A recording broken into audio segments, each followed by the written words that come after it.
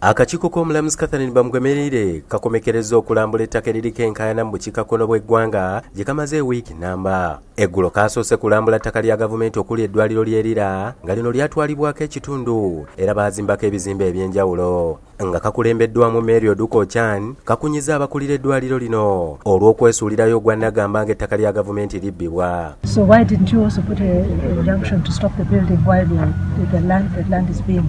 Actually, this the case is going on. No, I'm not talking about this one. I'm talking about those that have already been constructed. How did you allow it to go up to that? Because these are illegal structures according to us. The building plans were not approved and the structures are resting within the title of the hospital. And who had constructed?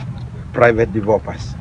Beeyongeddeyo ku ttaka lya Civil Aviation Authority Lira nga nalyo lyatwalibwako ekitundu ng'abantu ba bulijjo batundirawo mbaawo ekiteeka obulamu bwabwe mu matiga kubanga n'ekitongole ky'ebyennyonyi kikyalikozesa. Kizuuse nti Town Clerk w'e Lira ne District Planner beekobaana okuwa abantu bano omwagaanya okutwala ettaka ly'ekisaawe era bagenda kunoonyerezebwako. Oluvannyuma akakiiko keesooza akafubo n'abakulira disitulikiti nga bakulembeddwamu ssentebe wa disitulikiti RDC n'abalala bangi nga lutuziddwa ku kitebe kya disitulikiti e Lira nga lutandise na kuyimba luyimba lw'eggwanga.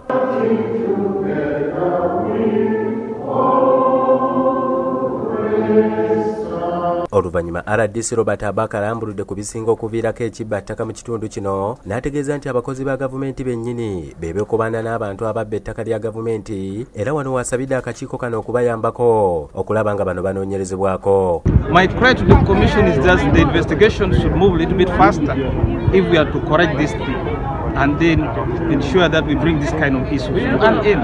Akulembeddemu akakiiko kano Mary Oduko-chan ategeezezza nti akakiiko kazeerira nga balina emisango mitono kyokka bazudde emirala mingi oluvannyuma lw'okutuukayo nga bagenda kukola okunoonyereza ku nsonga zonna ezinokoddwayo okuzinogera eddagala. We need to urgently send a team here to help gather more information.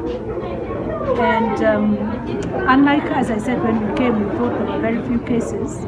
But we're taking away that there are more cases that need to be handled as well. Nze Ismail Nsubuga ku Bukedde TV.